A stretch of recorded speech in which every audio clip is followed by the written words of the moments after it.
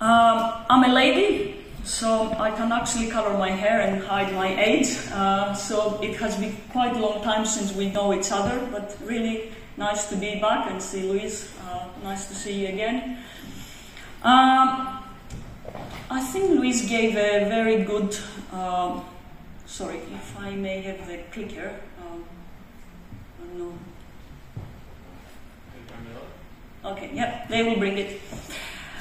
Louise gave a good overview of the different AI applications and gadgets and cool stuff that they are available or they are going to become available, and they will change not just marketing, they are actually changing their whole society, the economy where we are. I was asked to give a speech about how AI is changing the marketing. And my challenge is actually to do this in half an hour. Oh my God, I need an AI to do this. Anyway, I'll try to summarize most of the major points that I think we really need to concentrate under three major topics.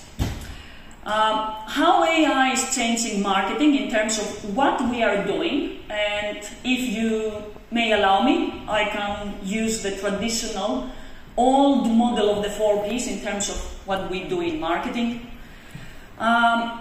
AI is also changing how we are doing marketing. How do we manage to design the 4 different Ps, and how we improve, hopefully, the performance or the productivity and the efficiency in terms of how we conduct marketing.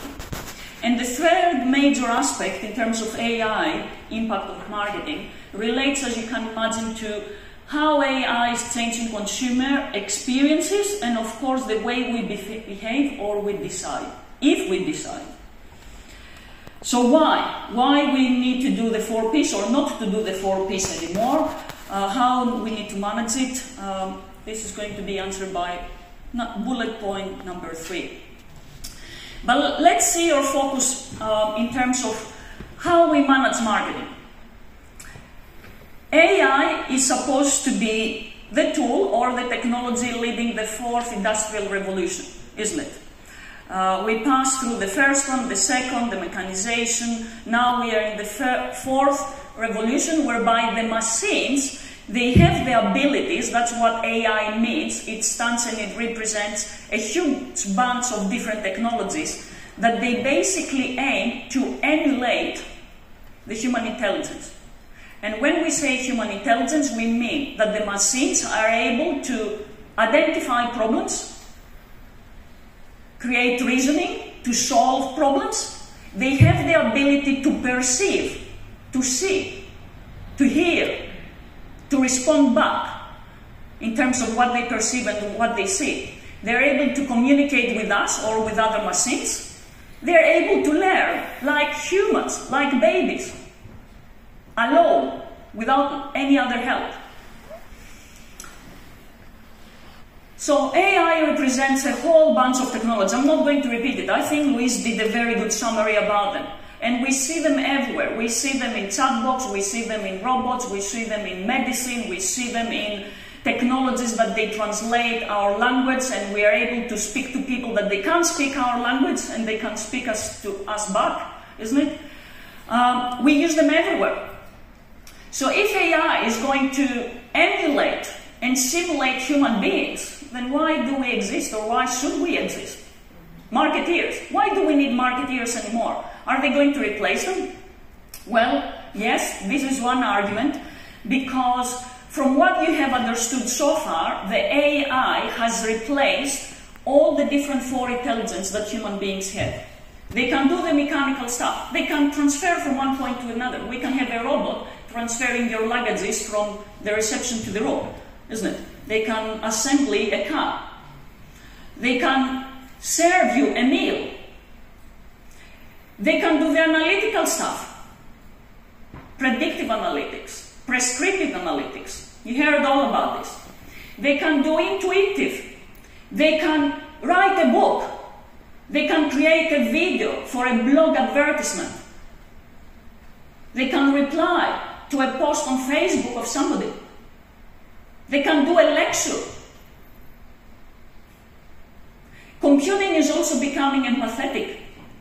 They have empathetic intelligence. And we have heard before Luis talking about it. Machines, however, they feel, or they can behave like they feel, isn't it? They see me, they see that I don't smile, they see my eyes dark, and they come back to me with a voice to be empathetic or compassion to me, isn't it? There is software nowadays online that, based on what people type online and they chat with friends, they can identify people that they're going to commit suicide and prevent this, and come back to you and give you help.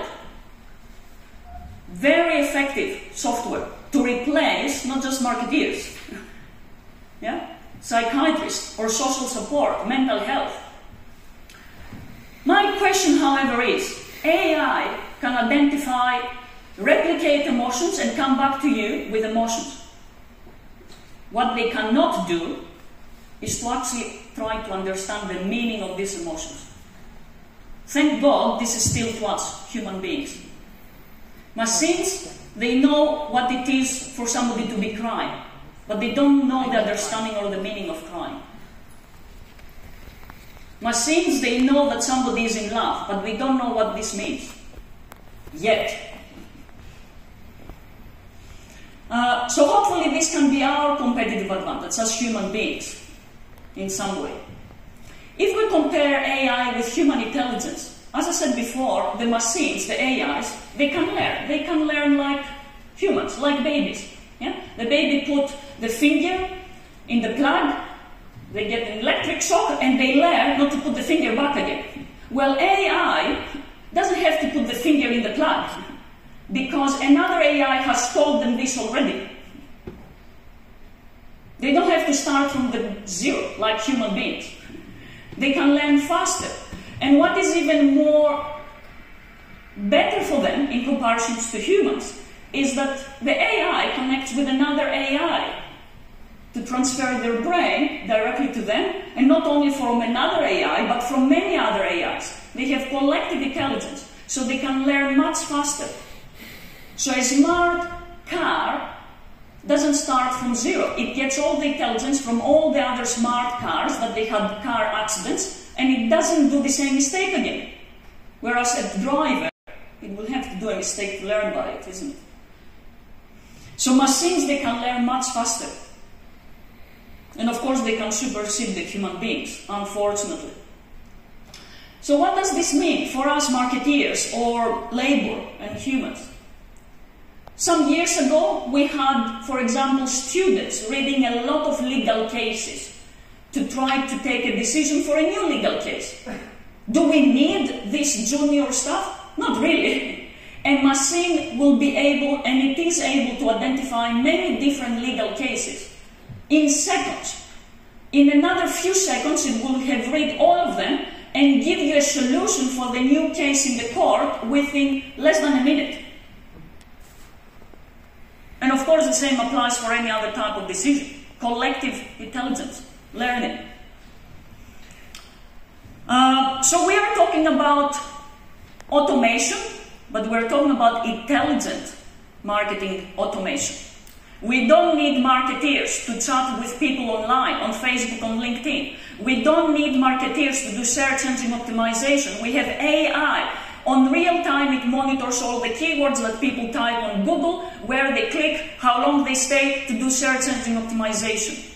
We don't need marketeers to identify the people that they are, the prospects, and target them with messages on email or Facebook or WhatsApp. There is an AI doing it. Well, many people, they take the optimistic scenario that AI will not replace human labor completely.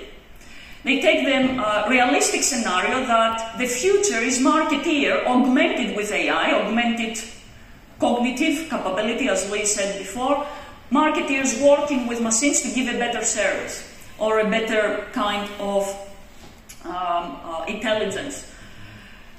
Is there a danger to that? Well, I think we need to be careful. And if I take the example not from marketing, but from a daily, let's say, life instance. In US, for example, policemen nowadays, they use AI to do their job better. On real time, the AI monitors traffic, people's profile, face recognition, who is walking in what street, what is their background, their legal background, their educational background, to decide how many policemen to locate in which place. Well, to some this might sound quite good and efficient, isn't it? But when this goes further on, whereby it's not just the police department, but it's also the legal system that is using AI to judge you whether you're guilty or innocent, and what sentence to give you. And they use all this past data, not just about you, but about other people that they have committed similar type of crimes and similar type of backgrounds to you, to say, well, we gave this sentence to this person, you committed probably the same thing, you have the same socioeconomic background, so you will do that. Then in some way, the AI is going to determine your future. Well, it does. Without any human intervention. The people are there just to click and say, yes, I agree or disagree. So I hope we're not going to go out of control in that stage, but I think this is where we're moving, or at least what I'm talking about. As you see, I'm taking publications from the press. It's already happening.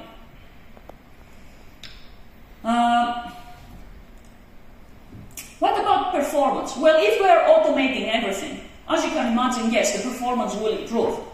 If we're talking about marketing, the potential of AI in marketing is that, of course, we will be able to distill more knowledge out of marketing data, to do it quicker, with higher accuracy, predictability, to reduce the life cycle of from when we introduce a product to when we do sales, improve the return on investment of campaigns, reduce our marketing costs, and all that stuff. And it does happen, which is then translated, based on data, to higher GDPs globally, to higher marketing and sales, of course, less human hours spent on tasks, and then for the optimistic ones, they say, yeah, of course, we need less marketeers, but AI creates new jobs.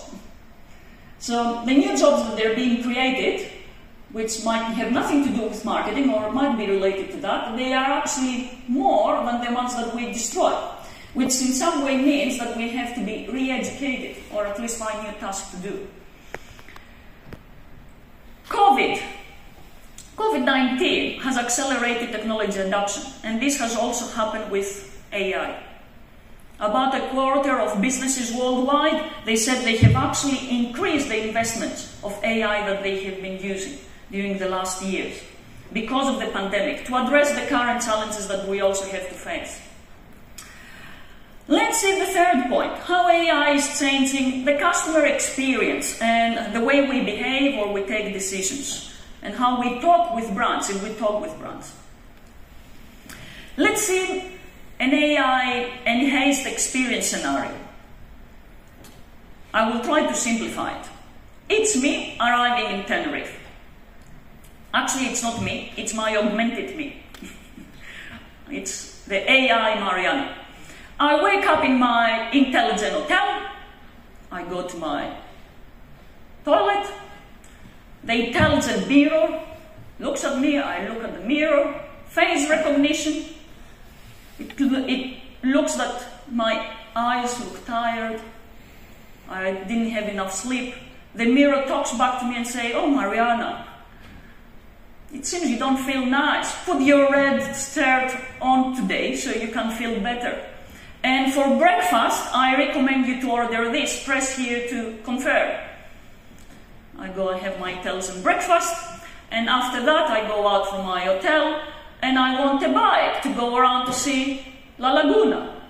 I approach and my augmented intelligence system says to me there is a smart bike 50 meters away. I approach, the bike recognizes who I am, it knows my weight, my fitness level, it adjusts the gear, it adjusts the tires, it knows I like museums or architecture, so it has a pre-configured itinerary and a map for me to go around, and while I'm going around, it realizes there's an accident, so it modifies the route. And while I'm passing through a cafe, my system identifies that a friend of mine is having a coffee and say, oh, before you go to the museum, say hello to your friend. And while I'm having coffee, I have an alert. Oh, the happy hour in the museum with the free ticket is passing very quickly, so hurry up. That's a very AI experience, isn't it? Cool? I think you're terrified.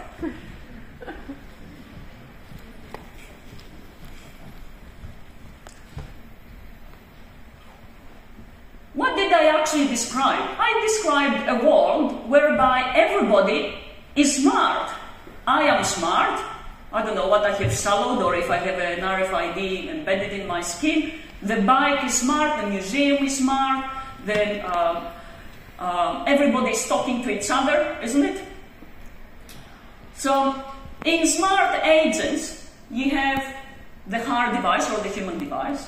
You have them connected, the bike with the traffic, with the weather, with the cafeteria, the museum, with me. And you have smart components to do the data collection analysis, take decisions, and me just enjoying life or being thrilled about life. So what does smart or intelligence mean? It means that these smart agents, they are intelligent, they can process and collect a lot of data and take decisions. They can connect with others and plug and play. And they are autonomous. They can take decisions without any intervention of anybody else.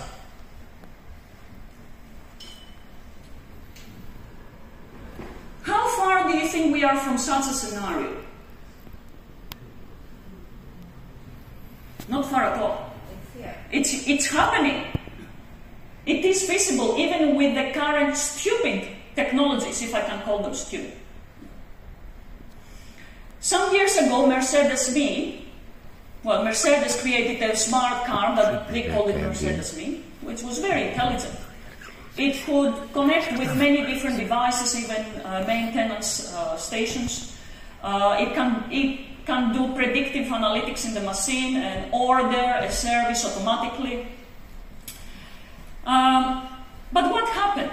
Suddenly, in the press, it leaked that this smart AI driverless car is programmed to take a decision whereby when there is the occasion whereby the car is going to crash on a person that is traversing the road because whatever reason, the car is not going to take the decision to divert and kill the driver. Well, it's not the driver, he's the person in the car. Instead of killing the pedestrian. As you can imagine, this press release has created a lot of bad publicity. For Mercedes, first of all, and the CEO was in trouble, but also it had created a big dilemma in the society. Where are we going? Driverless, intelligent cars that they will kill pedestrians to save the driver, the owner, the passenger? I don't know how to call this person. There was a scientist, an academic, 3 years ago. He did a very simple experiment. He asked people, how do you feel about the scenario that you're going to have a driverless AI car that it will be programmed to save you instead of other people? The people said, and you can read this article in an academic journal if you're interested, that yes, it is nice to buy cars that they have an AI to decide to save many lives, but I will never buy a car that it will kill me instead of others. So we pretend that we are ethical, but then when it comes to decision making in terms of what we are going to buy or do, that's a totally different story, isn't it? However, this poor academic actually saved the position of the poor CEO of Mercedes, because actually what his study proved is that the CEO of Mercedes, or the Mercedes, actually does, and it produces what people are going to buy. They're going to buy a car that is going to protect them. Mercedes is doing business as usual, isn't it? Why are we penalizing them? Anyway, there have been many press releases about this ethical dilemma and the AI, and I'm sure you probably might have seen some of them. The CEO, after the study, he was brought back to his chair and he was saved and he maintained his job, and he said, well, you know what, Mercedes has never taken a decision to create a car that is going to kill pedestrians or to be able to decide which life is more important or less important. Yeah? But anyway, I think this example actually transfers many of the ethical dilemmas that they are going to be created, and they have already been created because of this AI. What do we learn, however, from this smart scenario that I described? What are the features of these AI enhanced experiences that people actually live? I call them the 10 commandments. Well, first of all, AI experiences, they are not just personalized. They become hyper-personalized. And what do I mean by this? First of all, I mean that AI is able to anticipate your needs, and you don't have to think about it. Think about Google. Most of you are using Google, isn't it, to find your way around. I mean, nowadays nobody can get lost. We can't even have the feeling of being lost anymore, for goodness sake.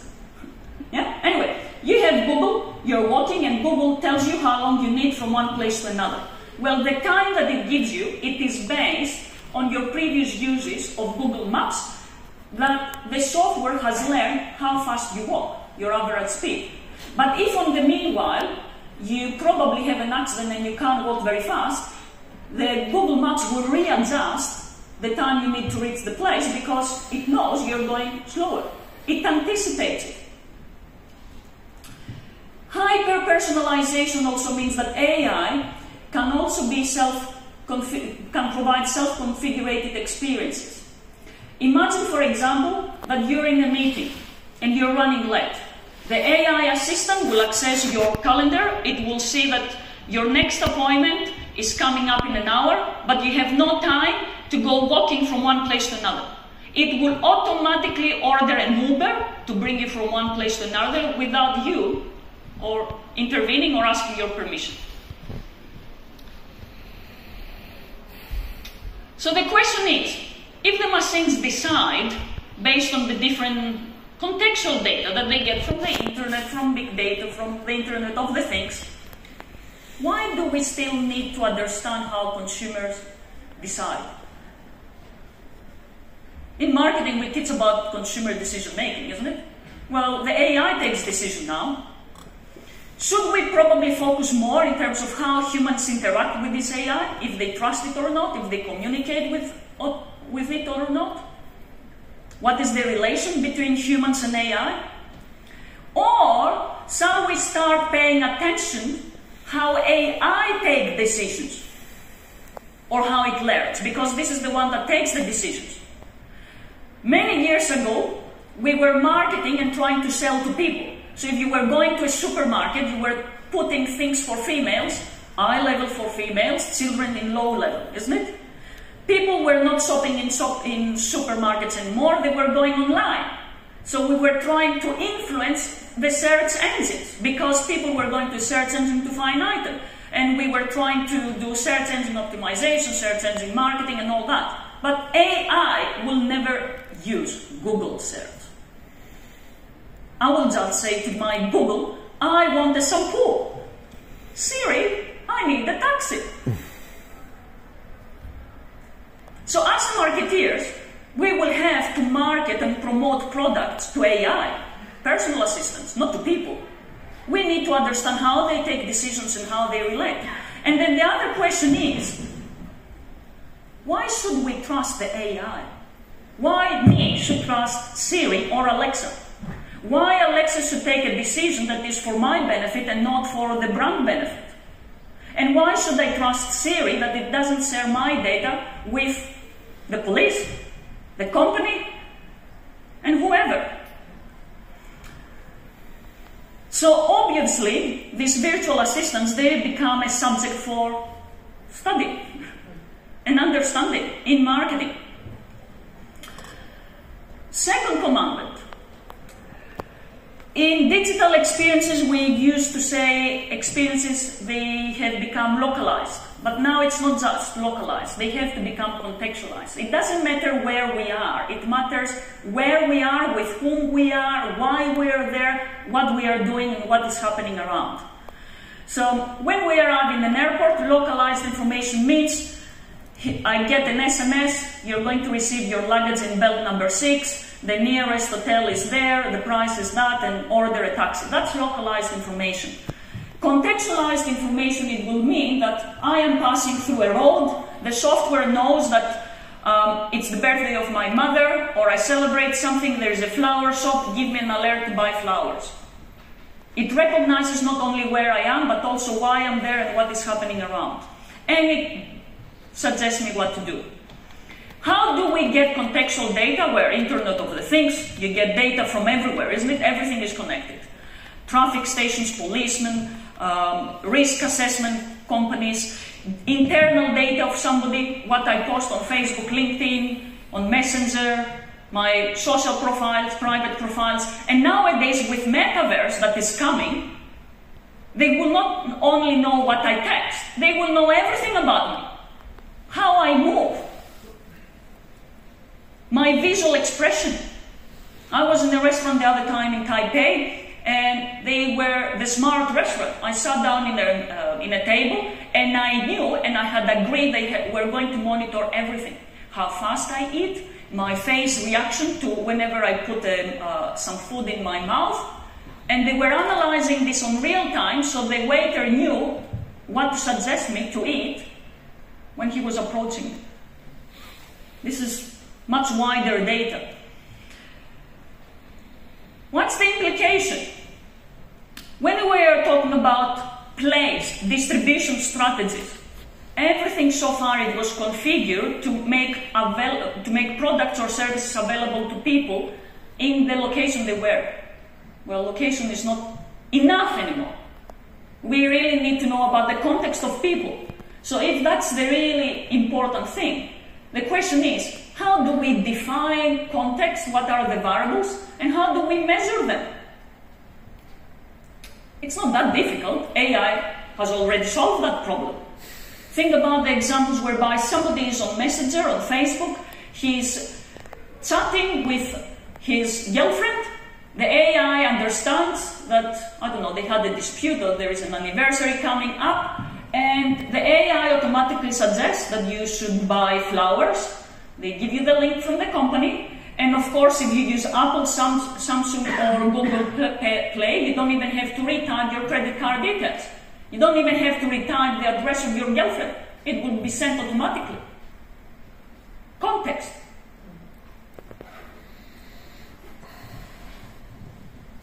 The other question, or the implication from that, is that if data is the new petrol of the new economy, and it is the new petrol for our economy, how innovative can we use them?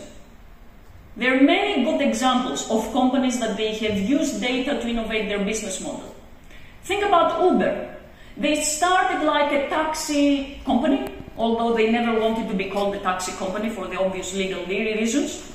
Nowadays, they have become, and they make more money as a data provider. If you're a destination company, you can go to Uber and say, what people like to do Friday evenings? Where do they aggregate? Where do they go out for dinner, for clubbing? Uber knows it. How people move on Sundays, from one place to another, for traffic, police, whatever things you want to do it. If you're an urban planner and you want to reconfigure the bus services to make it more convenient for people to move around, who is going to give you the data? Uber. Uber makes more money now from that services rather than the taxi services. They are a technology provider. Nike, do they define themselves as a shoe manufacturer? Not anymore. They know many things about you. How often you use the shoes, how often you walk, your speed, your heart rate, your physical capability. They are a fitness counseling service that they sell your data even to medical hospital services. Netflix. They started like a media distributor, and now they don't just distribute content, they make the content based on what you like, and they predict you like. So restaurants, if I take this example, do they wish to remain as restaurants, food providers, or something else? They can have the data.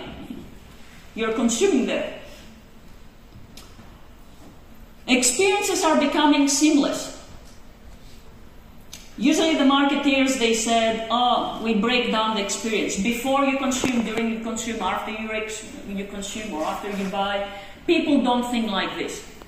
They want everything in a seamless environment. Think about what Disneyland does, or Disney in general. You're watching a cartoon with your family, the kids, they click favorite cartoons, stores, souvenirs they want, the rides they want to do in the Disneyland. While you're watching the movie on the Disney Channel, you bookmark hotels and rides that you want to do, you make an itinerary, and then you download it, all the reservations you have on your mobile device, or even on your iWatch. So while you're in the Disneyland, you can have a seamless experience. You can use it as a ticket to go through. You can use it to pay the hotel, the restaurant, the souvenirs.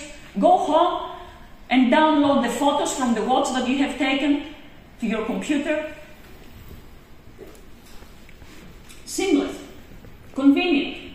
On Amazon, you're buying different products, or you're watching different products online and you bookmark the books and the items you want to buy. Amazon now has a kind of a retail shop whereby as soon as you enter and you have your supermarket saved on your favorites or in your cart, they will tell you where to find every item. You put it in a basket, you go through, you don't even pay. You have already paid by scanning the items and connecting your Google Pay or any other digital payment method that you have.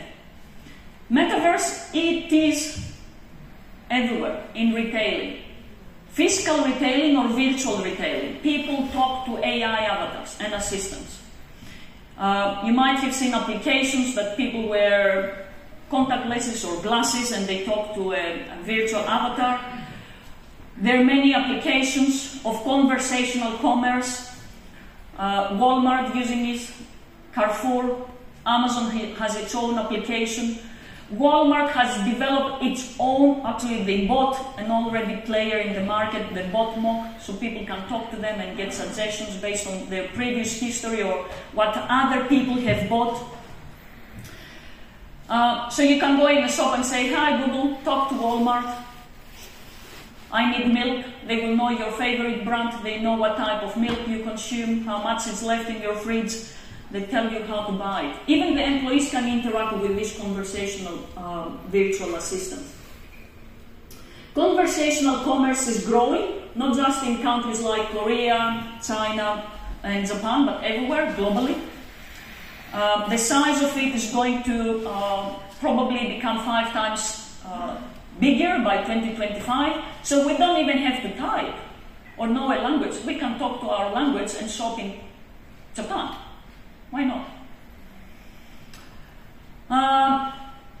When you shop with a virtual assistant, you might get the perception that you're shopping with a friend, that it can tell you that red is not your color, that you need blue, that this design is not good with you, and the virtual assistant cares about you. It wants you to be beautiful or happy. And probably you might have watched the movie Hair, whereby you see a person talking to a virtual assistant and at the end of it, falling in love with her. My goodness. You fall in love with AI. Well, maybe yes, because the AI is not only functional, it's becoming emotional and very human-driven. It can emulate and understand our emotions and reply with similar emotions. And there are many examples. Apart from Amazon and Google Assistant and the Apple Siri that everybody talks to them, there are many examples all around. In many aspects of our life, we can talk to Spotify to listen to different music.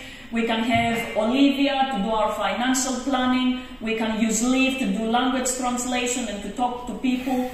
We can use Hey Tag to recognize people with their face. We have Replica, that we can talk to a friend 24 hours non-stop whenever we are sad, whenever we need some support, and it will talk to us like a friend, wherever we are. But is AI an object or really a human being? Or an emulation of a human being? There are different approaches. As you already know, in Saudi Arabia, Sophia the robot, which is a humanoid, isn't it, robot, it has been given a passport. You know what this means? It means that this lady can apply to the Australian government to get a permission to work in Australia. She has a passport. She even has a profile on Facebook and LinkedIn. You can go and chat with her.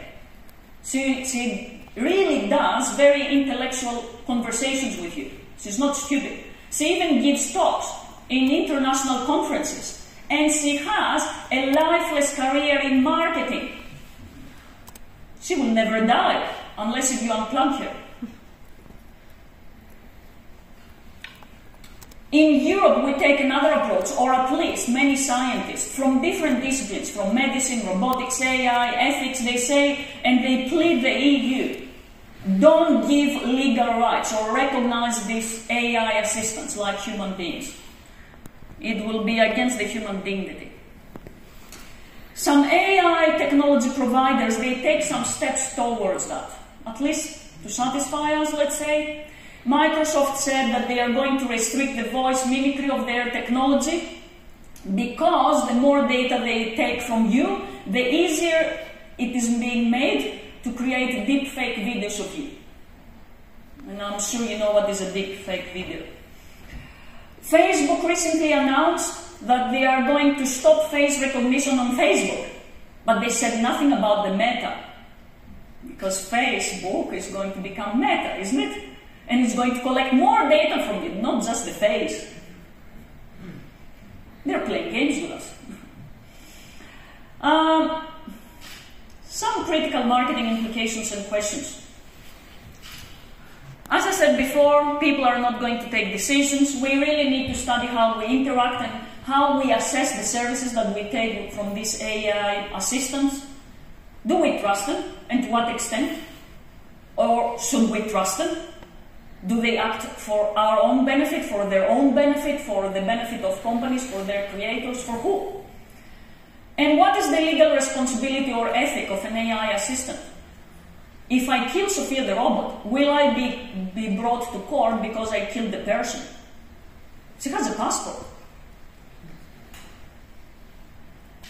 If I have a microchip embedded in my, I don't know, arm, and somebody harms my arm, can he be penalized that he damaged me physically? Well, probably yes, because this chip was my augmented body, wasn't it? The legal, as we said before, it doesn't progress as fast as technology, but we really need to catch up. How am I doing with time? Because I think probably I'm okay. I have to finish. Okay, last thing, and I have only gone through the 5 commandments. Technologies are becoming more social and authentic. I'll give you the example of KLM. They have an application, they call it the KLM Meet and Seat. When you go to check in on KLM, if you wish, you can agree that the application that they have, they will access all your social media public profiles. And why they do it? Because the other people that they have also agreed to do this, they can see with who you're going to sit next to it. You can say, well, you know what, I want to sit next to a beautiful lady, a rich man, a doctor, an engineer, far away from a baby, or whatever that is. You want to have your experience much more social or authentic, or to plan your future career. I don't know what you want to do. But yeah, this application, of course, it applies to any service or experience that it can be consumed collectively.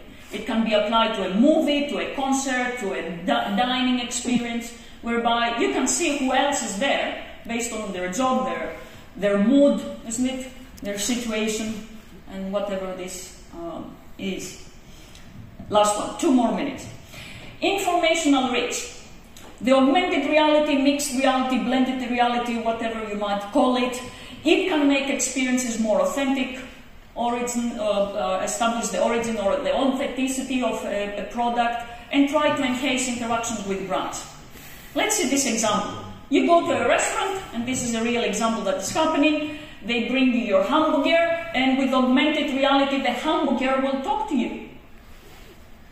The meat will tell you, or will show you a picture of the cow, where it was, how she was happy or unhappy, feeding herself in the grass, how she was slaughtered, that it's organic meat, authenticated by the producers, blockchain technology, whatever that is. You can even see the chef cooking your meal before it has been brought in front of you.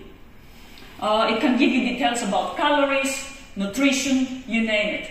And of course, while you're going around and having a nice experience in destination, you can use augmented reality for interpretation in museums, in buildings. It can give you who is in the building, to meet them, traffic conditions, timetable of buses, and you can have a nice experience, or even see who is sitting next to you, and you can know who he is even before you talk to him.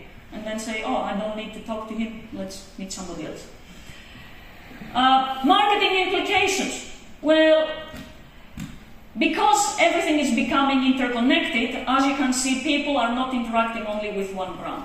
And everything is becoming not so much linear in supply chains, 1, 2, 3 steps. We are talking about an ecosystem of many brands. Distributors, suppliers, marketeers, salesmen, they're becoming part of the same game. What does this mean in terms of innovation? Well, BMW is using this kind of ecosystem, the interconnected brands, to innovate their business model again. They said that we don't want to be a manufacturer of cars anymore, because car ownership is declining, or it's going to decline. So we don't want to lose our business. They are partnered with software companies, data analytic companies like Mobileye, and another car manufacturers, because what they want to produce, and they are producing, it's an autonomous AI car technology, a prototype that they can sell later on to whoever wants to produce cars, because car production to them is not anymore the future. So I'll stop here, and I hope I have given you a good food for thought to rethink in terms of who we are as marketeers or what we should be doing in the future. Thank you.